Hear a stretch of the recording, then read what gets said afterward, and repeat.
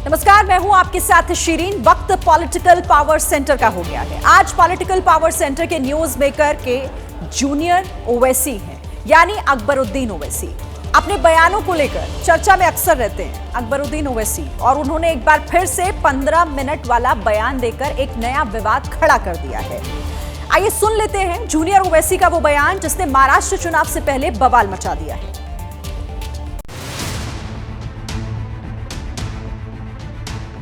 महाराष्ट्र का चुनाव, छोटे ओवैसी के बयान पर तनाव। ये असदुद्दीन ओवैसी के छोटे भाई अकबरुद्दीन ओवैसी हैं। अपने बयानों के लिए चर्चा में रहने वाले अकबरुद्दीन ने एक बार फिर अपने बयानों से विवादों का नया पिटारा खोल दिया है। अकबरुद्दीन ने संभाजी नगर से महाराष्ट्र में चुनाव प्रचार की शुरुआत की और समर्थकों के सामने ओवैसी ने एक बार फिर 15 मिनट का जिक्र कर दिया। सुनिए। कैंपेनिंग का टाइम 10 बजे, अभी 15 मिनट बाकी है। अरे भाई 15 मिनट बाकी है, सब्र करिए ना। वो मेरा पीछा छोड़ती है ना मैं उसका पीछा छोड़ सकता। चल रही है मगर क्या गूंज है। अकबरुद्दीन के इस विवादित बयान को 12 साल पहले दिए गए भाषण से जोड़ा जा रहा है। दरअसल 2012 में भी अकबरुद्दीन ने 15 मिनट वाला भड़काऊ बयान दिया था। तब कहा था, देश से 15 मिनट के लिए पुलिस हटा दो तो पता चल जाएगा कौन ताकतवर है। इस बार भी अकबरुद्दीन ने उसी तरह का बयान देकर समर्थकों में जोश भरने की कोशिश की। अकबरुद्दीन के बयान पर देश का सियासी पारा गर्मा गया है। और अगर उन्होंने हमारे समाज को, हमारे देश के संविधान को, देश के कानून को ललकारा है तो उन्हें मुंह तोड़ जवाब देश के नागरिक ही देंगे। बीजेपी जनता पर फैसला छोड़ रही है तो महाविकास अघाड़ी के दल ओवैसी को बीजेपी की बी टीम बताने में जुटे हैं। हमने तो बार बार कहा ना भाई, MIM हो या केजरीवाल हो तो बी टीम है और बी टीम बुलाई जाती है। अब ओवैसी ब्रदर्स यहाँ आएंगे महाराष्ट्र में और नफरत फैलाएंगे। यहाँ पर आपके ज्ञान की कोई आवश्यकता नहीं है। हैदराबाद में अपनी ज्ञानबाजी दिखाइए।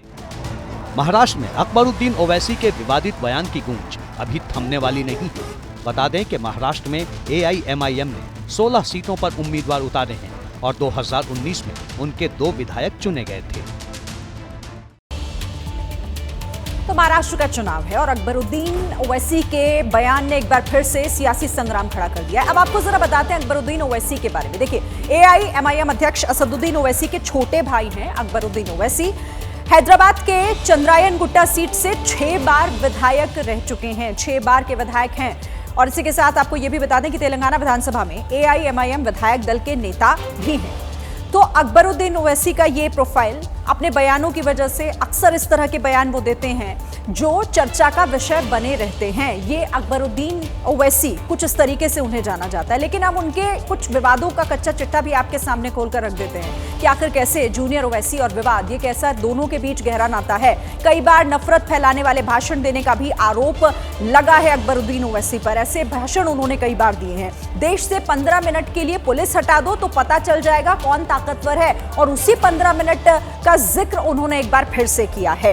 और इसी के साथ देखिए, इस बयान पर पहले भी काफी हंगामा हुआ था और इस बार भी बयानबाजी सियासी हो ही रही है। तस्लीमा नसरीन के खिलाफ कहा, हम इस महिला का सिर कलम करना चाहते हैं। ऐसे तीखे बयान और ऐसे आक्रामक बयान। और साल 2018 में अपनी जान को लेकर बोले, देश के कई हिस्सों से लोग उन्हें मारने के लिए हैदराबाद पहुंचे थे। फिर साल 2019 में उन्होंने RSS पर देश में मुसलमानों की हत्या करने का एक बड़ा आरोप लगाकर एक नया विवाद खड़ा कर दिया था। तो ये वो बयान है जो अक्सर अकबरुद्दीन ओवैसी के जरिए हमने सुने हैं और इस पर काफी बवाल भी होता रहा है। अब देखिए, महाराष्ट्र में चुनाव है और महाराष्ट्र में योगी के नारे सबसे ज्यादा चर्चा में इस वक्त बने हुए हैं। आज वो प्रचार करने के लिए महाराष्ट्र पहुंचे हुए थे, जहां उन्होंने आज 3 रैलियां की। एक तरफ एक हैं, नेक हैं की बात कही, तो दूसरी तरफ महाविकास अघाड़ी की तुलना महाअनाड़ी से कर दी। चुनाव महाराष्ट्र का है, लेकिन चर्चा योगी और उनके नारों की है। उन्हीं से प्रेरणा ग्रहण करके मैं आपसे कहता हूं, बंटिए मत, क्योंकि जब भी बटे थे तो कटे थे। एक है तो नेक है, एक है तो सेफ है, और बटे थे तो कटे थे। हमें बटना नहीं है, एकजुट होना है। महाराष्ट्र में महायुति की लड़ाई महाविकास अघाड़ी से है, लेकिन सीएम योगी महाविकास अघाड़ी को महाअनाड़ी बता रहे हैं। ऐसे ही महाराष्ट्र के अंदर ये महाअनाड़ी गठबंधन को हराना है और भारतीय जनता पार्टी के नेतृत्व में महायुति गठबंधन को, एनडीए के प्रत्याशियों को विजयी बनाना है। योगी प्रचार करने पहुंचे थे, जहां उन्होंने एक तरफ महाविकास अघाड़ी को निशाने पर लिया। लोगों ने कहा दंगा हो जाएगा, हमने कहा एक बार आर पार हो ही जाए, देखा जाएगा। तो दूसरी तरफ औरंगाबाद की पहचान पर जमकर तंज किया।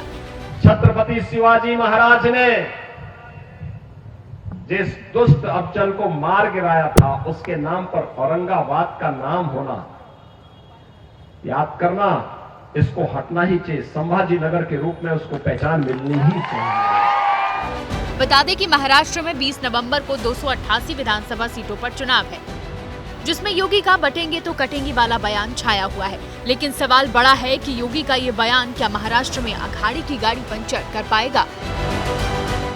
और महाराष्ट्र के चुनावी समर के बीच आज राहुल गांधी नागपुर पहुंचे थे, जहां उन्होंने जातीय जनगणना के मोर्चे पर जमकर निशाना साधा।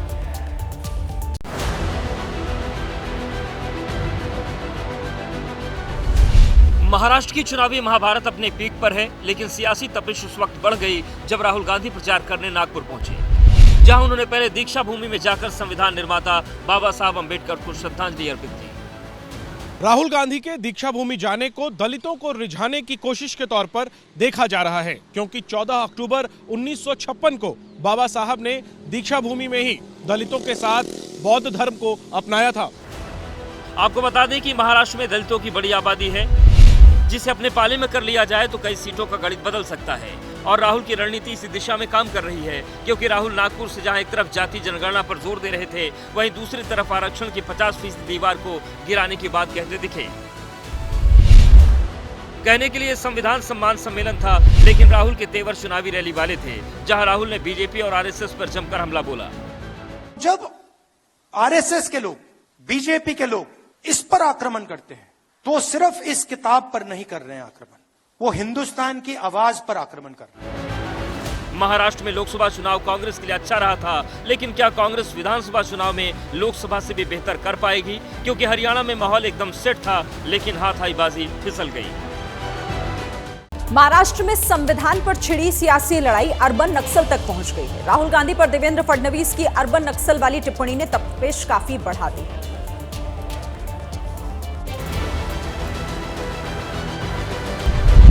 नागपुर की धरती पर कांग्रेस का संविधान सम्मेलन और मंच पर मौजूद राहुल गांधी के हाथ में लाल रंग के कवर में संविधान की कॉपी महाराष्ट्र की सियासत में तूफान लेकर आई है।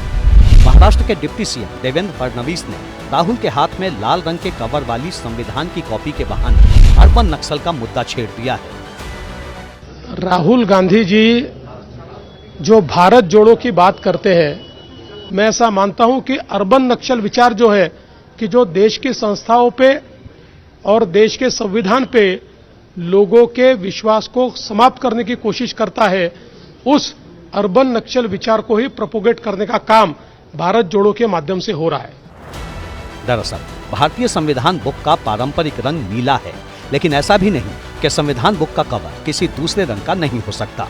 दूसरा, राहुल गांधी पहले नेता नहीं जो लाल रंग के कवर वाली संविधान की कॉपी लिए नजर आए। 15 जुलाई 2021 को तत्कालीन राष्ट्रपति रामनाथ कोविंद ने मध्य प्रदेश के राज्यपाल मंगू भाई छगन भाई पटेल को संविधान की प्रति भेंट की थी। इस कॉपी के कवर का रंग भी लाल था। देखिए, महाराष्ट्र में दलित वोटर्स की एक अच्छी खासी बड़ी आबादी है, जिसे हर पॉलिटिकल पार्टी रिझाने में लगी हुई है। और आज मुख्यमंत्री एकनाथ शिंदे ने भी बाबा साहेब के जरिए दलितों को एक बड़ा मैसेज देने की कोशिश की।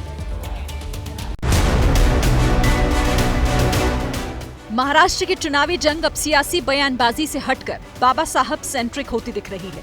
बुधवार को महाराष्ट्र के सीएम एकनाथ शिंदे चेंबूर में अपने उम्मीदवार तुकाराम काते के पक्ष में प्रचार करने पहुंचे थे, जहां उन्होंने बाबा साहब को लेकर एक बड़ा बयान दे दिया, जो दलित वोटर को रिझाने वाला था। आपको बता दें कि महाराष्ट्र में दलितों की आबादी 12% है और 88 सीटें ऐसी हैं जहां दलित वोटर 15% के करीब हैं। लेकिन इसी साल लोकसभा चुनावों में दलितों ने महाविकास अघाड़ी को बड़ी संख्या में वोट दिया था। जिसकी मदद से महाविकास अघाड़ी ने 48 में से 30 सीटें जीत ली थी। यही वजह है कि अब महायुति दलितों को अपने पाले में लाना चाहती है ताकि विधानसभा में बड़ी बढ़त हासिल कर सके। लेकिन दलित वोट का रुझान किस तरफ है, इस पर अभी तक सस्पेंस है, क्योंकि वो अभी अपने पत्ते खोलने के मूड में नहीं है। इलाहाबाद हाई कोर्ट ने बुलडोजर पर ब्रेक लगा दिया है और ये बहराइच केस से जुड़े उन लोगों के लिए बड़ा फैसला है, राहत भरा, जिनके मकानों पर बुलडोजर की कार्रवाई होने वाली थी।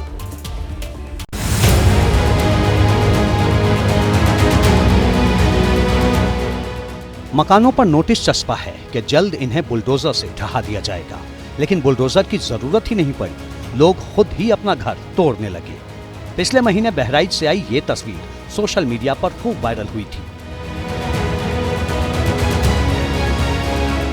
अब इसी मामले पर इलाहाबाद हाई कोर्ट ने यूपी की योगी सरकार को बुलडोजर के मोर्चे पर बड़ा झटका देते हुए जवाब मांगा है। साथ ही अतिक्रमणकारियों को भी आपत्ति दाखिल करने को कहा है।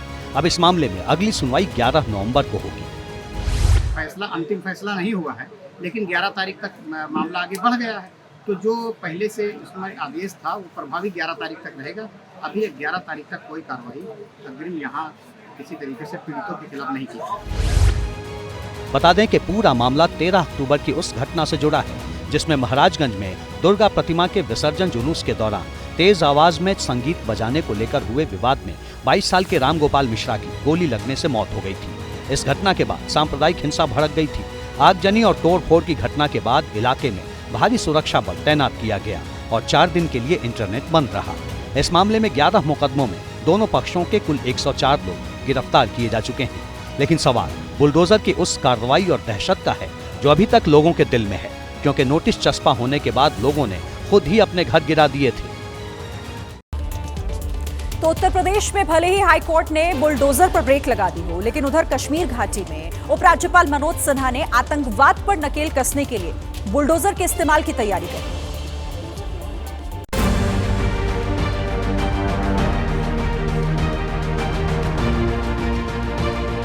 जो बुलडोजर यूपी में माफिया के दिल में खौफ भर देता है, अब वही बुलडोजर घाटी में आतंकवादियों के पनाहगारों पर काल बनकर बरसेगा, क्योंकि घाटी में बढ़ती आतंकी घटनाओं के बाद जम्मू कश्मीर के उपराज्यपाल मनोज सिन्हा ने ऐलान किया है कि जो भी दहशतगर्दों को पनाह देगा उसका घर बुलडोजर से जमींदोज कर दिया जाएगा। पिछले 4 वर्षों से मैं कई बात दोहराता हूं कि बेगुनाह को छेड़ो मत और गुनाहगार को छोड़ो मत। अगर कोई आतंकवादी को शेल्टर देगा तो उसका घर जमींदोज किया जाएगा, ये मैं खुल के कहना चाहता हूं। इसमें कोई समझौता नहीं हो सकता। मनोज सिन्हा का ये ऐलान आतंकवादियों और उनके हमदर्दों के लिए किसी बड़े एक्शन से कम नहीं, क्योंकि सेना की कार्रवाई आतंकियों पर तो होती है, लेकिन उन्हें मदद करने वाले बच जाते थे।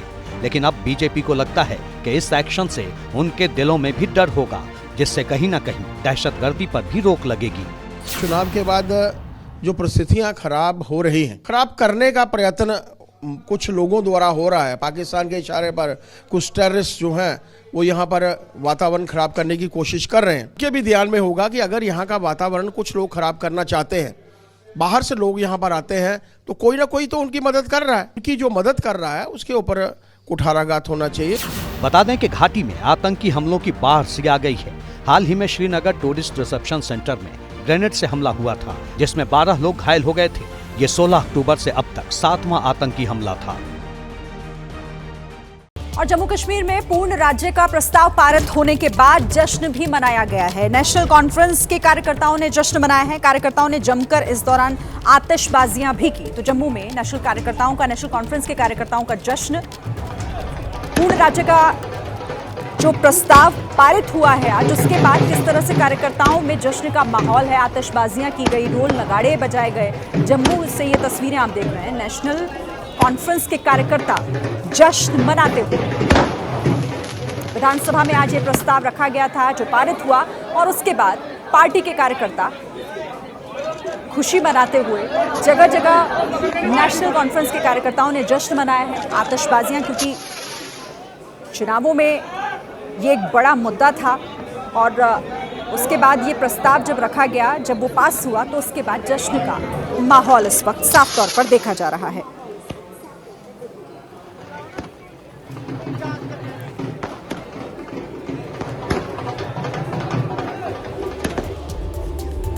विशेष राज्य का दर्जा वापस देने के प्रस्ताव पर जम्मू कश्मीर विधानसभा में आज काफी हंगामा हुआ। बीजेपी के विधायकों ने प्रस्ताव की कॉपियां फाड़ दी, जय श्री राम के नारे भी लगे।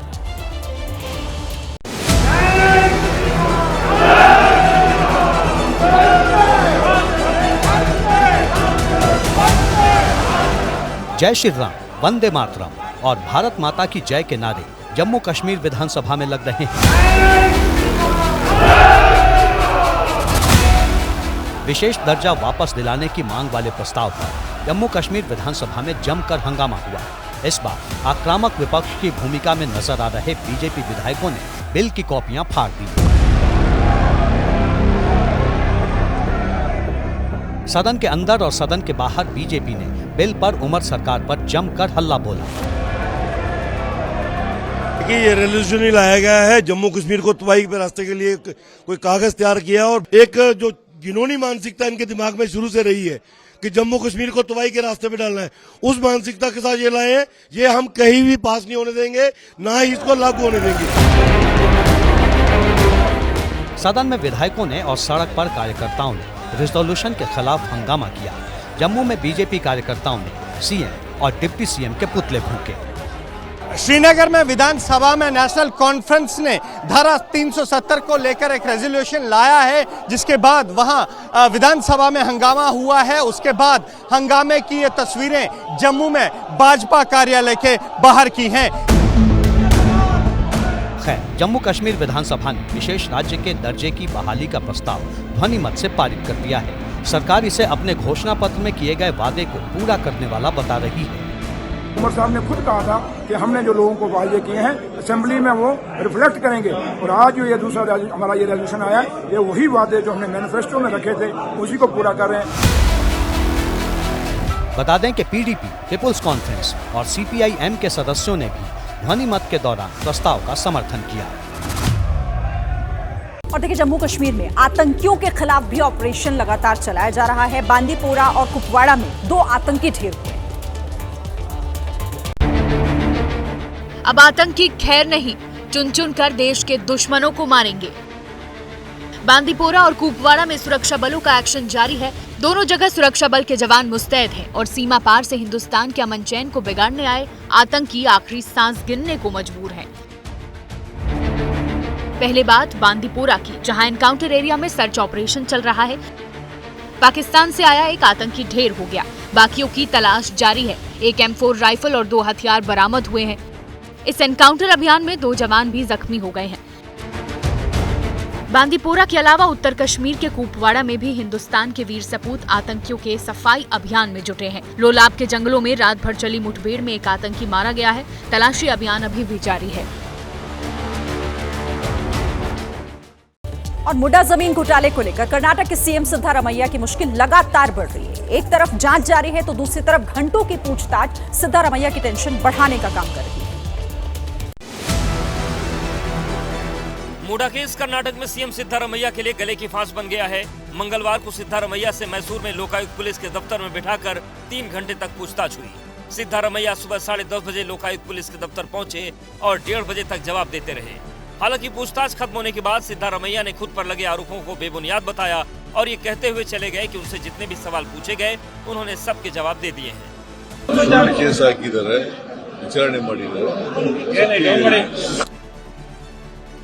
सिद्धारमैया पर आरोप है कि उन्होंने अपने अधिकारों का दुरुपयोग करते हुए अपनी पत्नी को जमीन के बदले मुआवजा देने के नाम पर मैसूर में अप मार्केट एरिया में 14 साइट्स दी, जिनकी कीमत कई गुना है। अब इसी को लेकर बीजेपी लगातार हमलावर है, जो सिद्धारमैया पर इस्तीफे का दबाव बना रही है, क्योंकि लोकायुक्त पुलिस की दर्ज FIR में सिद्धारमैया को आरोपी नंबर 1 बनाया गया है और उनकी पत्नी को आरोपी नंबर 2 बनाया गया है। उधर ईडी भी इस मामले की जांच कर रही है और इस मामले की जांच को सीबीआई को सौंपे जाने की मांग करते हुए कर्नाटक हाईकोर्ट में भी एक याचिका दायर की गई है। मतलब साफ है कि सिद्धारमैया की कुर्सी चौतरफा मुश्किलों में घिरी है। हिंदू मंदिरों पर हमले को लेकर कनाडा सरकार लगातार सवालों के घेरे में है और चौतरफा हमलों से घिरे जस्टिन ट्रूडो ने इसी बीच धार्मिक यात्रा शुरू कर दी।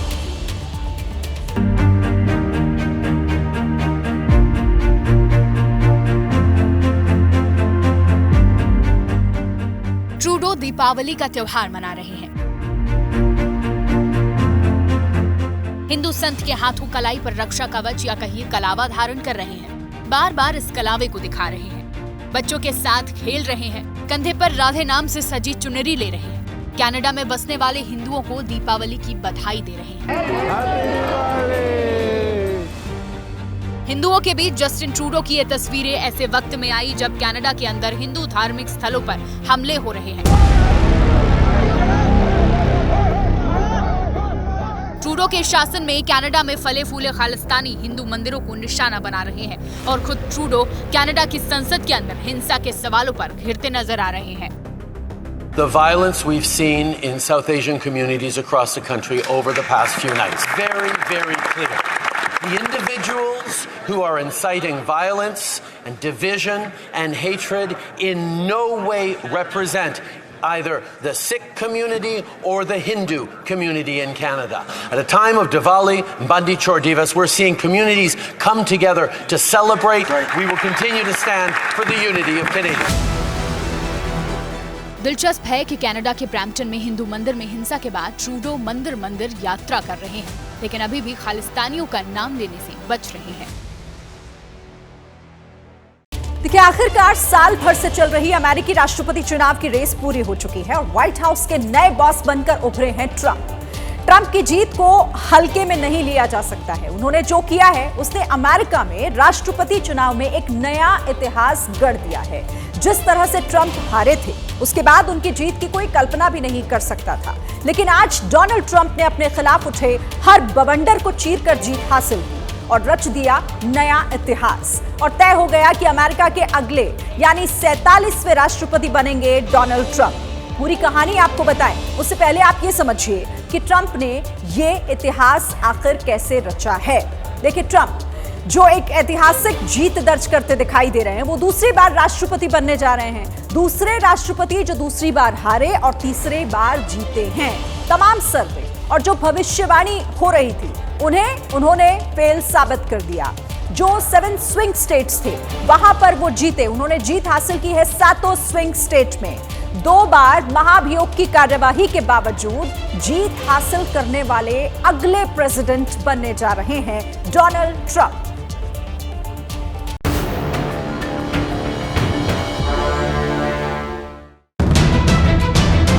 अविश्वसनीय, अद्भुत, शानदार, जानदार और जबरदस्त। चल गया ट्रंप,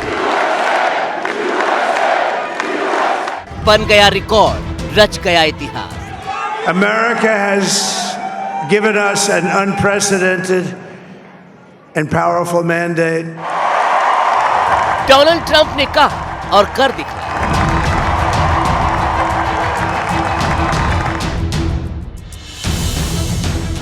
सारे दावे, सारे सर्वे एक तरफ और ट्रंप की जीत की हुंकार दूसरी तरफ।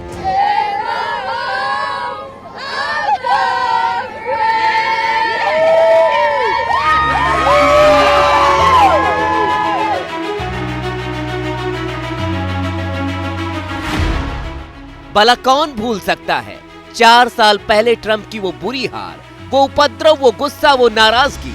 सारी दुनिया ने जैसे मान लिया था ट्रंप गेम इज ओवर, लेकिन ट्रंप ओवर नहीं हुए थे।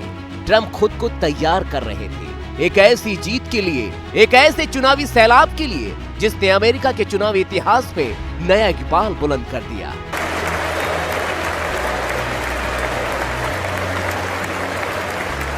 We made history for a reason tonight, and the reason is going to be just that. We overcame obstacles that nobody thought possible, and Americans ने वो कर दिखाया जिसे देखकर सारी दुनिया अचरज में है। ऐसा दूसरी बार हुआ है 131 सालों में कि ट्रंप फिर शिद्दत से छा गए अमेरिकियों के ख्यालों में। 500 सर्वे में किए गए सारे दावे धरे रह गए। राजनीतिक जानकारों की विशेषज्ञता देखती रह गई और डोनाल्ड के भरोसे का ट्रंप ऐसा चला जिसने एक बार फिर ट्रंप को चुन लिया है अमेरिका का नया राष्ट्रपति। we're going to help our country heal. We're going to help our country heal. We have a country that needs help, and it needs help very badly. We're going to fix our borders. We're going to fix everything about our country. प्रधानमंत्री नरेंद्र मोदी ने भी अपने दोस्त Donald Trump की जीत पर तहे दिल से इस्तकबाल करते हुए एक्स पर उन्हें जीत की शुभकामनाएं दी। लिखा, मेरे दोस्त, डोनाल्ड ट्रंप को चुनाव में ऐतिहासिक जीत पर दिल से बधाई। जैसा कि आप अपने पिछले कार्यकाल की सफलताओं को आगे बढ़ाते रहे हैं, मैं भारत अमेरिका व्यापक वैश्विक और रणनीतिक साझेदारी को और मजबूत करने के लिए हमारे सहयोग को नए मुकाम तक पहुंचाने के लिए उत्सुक हूं। आइए मिलकर अपने लोगों की भलाई के लिए, वैश्विक शांति, स्थिरता और समृद्धि को बढ़ावा देने के लिए काम करते हैं। लेकिन इस बधाई संदेश को हासिल करना ट्रंप के लिए आसान बिल्कुल नहीं था। कहां सारे सर्वे में ट्रंप को आखिरी तक दशमलव में या फिर 1% के आसपास ही बढ़त दिखाई जा रही थी। चुनावी जानकारों की सारी उम्मीदें स्विंग स्टेट पर आकर टिक गई थी। कहा जा रहा था, जिसके पास ज्यादा स्विंग स्टेट उसी के लिए खुलेगा व्हाइट हाउस का गेट। और सारे दामों और अनुमान के उलट ट्रंप सातों के साथ स्विंग स्टेट में चैंपियन बनकर उभरे। ट्रंप को दूसरी बार राष्ट्रपति बनने के लिए 270 इलेक्टोरल वोट की जरूरत थी। यह आंकड़ा ट्रंप के पक्ष में 277 के पार पहुंच चुका था, जबकि कमला हैरिस को 226 के आसपास ही इलेक्टोरल वोट मिले। लेकिन ट्रंप के लिए यह सब कुछ इतना आसान नहीं था। अमेरिका में नया इतिहास बनाने के लिए सत्ता के शीर्ष पर दोबारा काबिज होने से पहले ट्रंप ने इतनी अग्नि परीक्षाओं का सामना किया, जिन्हें पार कर व्हाइट हाउस तक पहुंचना वाकई ट्रंप को सबसे बड़े विजेता का तमगा देता है।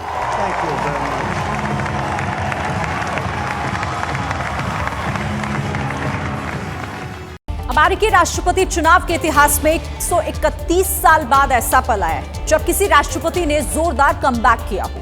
4 साल पहले जिस व्हाइट हाउस से ट्रंप बेआबरू होकर निकले थे, अब उसी व्हाइट हाउस में उनकी वापसी होने जा रही है। 4 साल में कैसे डोनाल्ड ट्रंप ने मुश्किल परिस्थितियों का सामना कर सत्ता का रास्ता तैयार किया, कैसे गोली अमेरिका चुनाव में उनके लिए कमबैक का रास्ता बन गई, देखिए।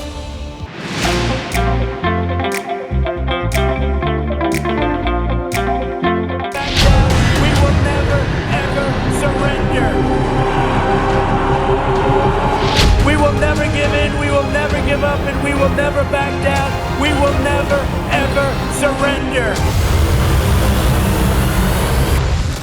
सिर्फ 2 सेंटीमीटर से मौत को मार, जिस शख्स का मौत से साक्षात्कार हुआ हो, उसने चंद सेकंड में ही विक्ट्री साइन में मुट्ठी भींचकर हवा का रुख अपनी तरफ मोड़ दिया था।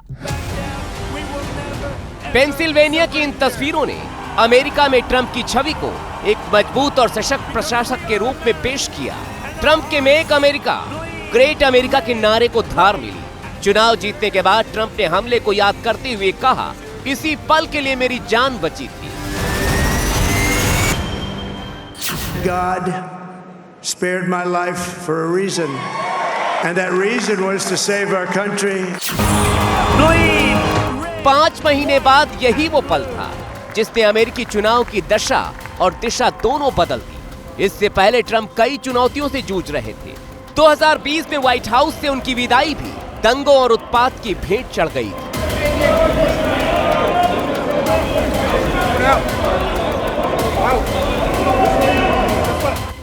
2021 की ये तस्वीरें जब बाइडेन की जीत हुई और ट्रंप की हार, ट्रंप समर्थकों को हार हज़्म नहीं हुई थी और उन्होंने कैपिटल हिल को हाईजैक कर लिया था। भारी तोड़फोड़ मचाई थी, बमुश्किल हालात काबू में आए थे। कैपिटल हिल हिंसा में ट्रंप की भूमिका पर भी सवाल थे। डेमोक्रेट्स ने डोनाल्ड ट्रंप पर भीड़ को उकसाने के आरोप लगाए थे। इसी साल जुलाई में सुप्रीम कोर्ट ने इस मामले में ट्रंप को राहत दी थी। हिंसा के उन आरोपों ने 2024 के चुनाव में भी ट्रंप का पीछा नहीं छोड़ा था। राजनीतिक जीवन ही नहीं, ट्रंप का निजी जीवन भी विवादों के भूचाल से टकराता रहा। 2016 चुनाव के दौरान पोर्न स्टार स्टॉर्मी डेनियल्स के विवाद ने अब तक ट्रंप का पीछा नहीं छोड़ा। साल 2016 में पॉर्न स्टार स्टॉर्मी डेनियल्स ने मीडिया के सामने आकर बयान दिया कि 2006 में डोनाल्ड ट्रंप और उनके बीच अफेयर था। स्टॉर्मी डेनियल्स को चुप कराने के लिए वकील माइकल कोहेन ने $1,30,000 का भुगतान किया। पैसे का भुगतान करना कोई अपराध नहीं था, लेकिन ट्रंप ने व्यावसायिक रिकॉर्ड में गलत जानकारी पेश की, जो कि अपराध है। अमेरिका के इतिहास में ट्रंप ऐसे पहले राष्ट्रपति हैं जिन पर एक ही कार्यकाल में 2 बार महाभियोग के प्रस्ताव का दाग भी है। लेकिन हर आरोप, हर मुश्किल, हर बाधा, हर चुनौती का सामना करते हुए ट्रंप हार कर फिर से जीतने वाले दुनिया के सबसे बड़े बाजीगर बन गए हैं।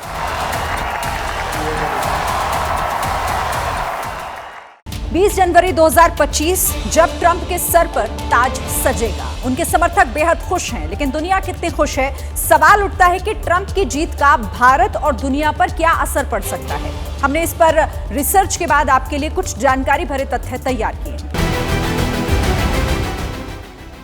एक तरफ अमेरिका में काउंटिंग चल रही थी, तो दूसरी तरफ हिंदुस्तान में भी ट्रंप की जीत के लिए हवन और पूजा अर्चना, दुआएं की जा रही थी। ये दुआएं, ये अरदास, ये पूजा और हवन कबूल हो गए।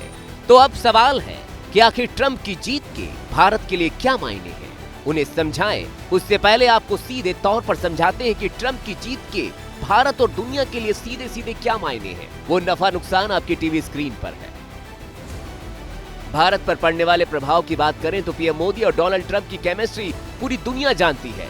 उम्मीद है भारत के साथ अमेरिका के रिश्ते और मजबूत होंगे। दोनों देशों के बीच रक्षा सहयोग बढ़ने की संभावना है। साथ ही व्यापारिक साझेदारी भी बढ़ने की उम्मीद है और चीन के खिलाफ भारत को ट्रंप का साथ मिलेगा। दूसरी ओर विश्व पर ट्रंप की जीत का असर समझे तो मध्य पूर्व नीति में बदलाव हो सकता है। हिजबुल्लाह और हमास के खिलाफ जंग लड़ रहे इजराइल को सैन्य मदद में कमी हो सकती है, तो वहीं रूस यूक्रेन युद्ध का हल निकालने की भी ट्रंप कोशिश कर सकते हैं। सबसे बड़ा फैसला जो ट्रंप ले सकते हैं वो ईरान के न्यूक्लियर प्रोग्राम पर रोक लगाने का हो सकता है। ट्रंप ने बहुमत के बाद कहा भी है कि वो युद्ध में विश्वास नहीं रखते। We defeated ISIS in record time, but we had no wars. Trump के मन में रूस को लेकर बाकी अमेरिकी राष्ट्रपतियों से इतर एक सॉफ्ट कॉर्नर है। वो पुतिन से बातचीत को लेकर भी उम्मीद से हैं। ऐसे में माना जा रहा है कि रूस यूक्रेन युद्ध में वो कोई बड़ी भूमिका निभाने वाले हैं। When you look at the Russia war, Ukraine, Trump has said it repeatedly that he will solve it within 24 hours. He'll put a stop to the war. He has said it. इन सब के बीच भारत के लोगों की सीधी नजर Trump के भारत को लेकर रुख पर है कि आखिर ट्रंप की जीत से भारत को क्या तोहफा मिल सकता है। जानकारों की नजर में मोदी और ट्रंप की दोस्ती भारत और अमेरिका के बीच पनपे हर रिश्ते को नई ताजगी दे सकता है। तो अब इंतजार है 20 जनवरी 2025 की उस शपथ का, जिसके बाद अमेरिका में एक बार फिर ट्रंप युग की नई शुरुआत होगी। वो शुरुआत जिसके फैसले दुनिया में होने वाली तमाम घटनाओं को प्रभावित जरूर करेंगे। ठीक है, बिहार में केंद्रीय मंत्री राजीव रंजन उर्फ ललन सिंह और बाहुबली अनंत सिंह की दुश्मनी तो जग जाहिर है, सब जानते हैं इसके बारे में, लेकिन अब लगातार उनकी दोस्ती के चर्चे भी हो रहे हैं। ललन सिंह अनंत सिंह के विरोधी थे, लेकिन अब दोनों साथ दिखाई दे रहे हैं। ललन सिंह बाढ़ के पंडारक में एक कार्यक्रम में शामिल होने के लिए पहुंचे थे। सूर्य मंदिर के नए बने द्वार का उद्घाटन का कार्यक्रम था और इस कार्यक्रम में ललन सिंह के साथ अनंत सिंह और जेडीयू एमएलसी नीरज कुमार भी मौजूद थे। तीनों ने साथ पूजा की। लोकसभा चुनाव में भी अनंत सिंह ने ललन सिंह के लिए प्रचार किया था। तो दुश्मनी दोस्ती में बदलती हुई साफ तौर पर दिखाई दे रही है। आप देख रहे हैं एक ही फ्रेम में, एक ही कार्यक्रम में ललन सिंह और अनंत सिंह साथ दिखे, पूजा पाठ में भी शामिल हुए। फिर जो नए द्वार का उद्घाटन होना था उसका फीता भी साथ काटते दिखाई दिए और साथ इस रैली में आगे बढ़ते हुए।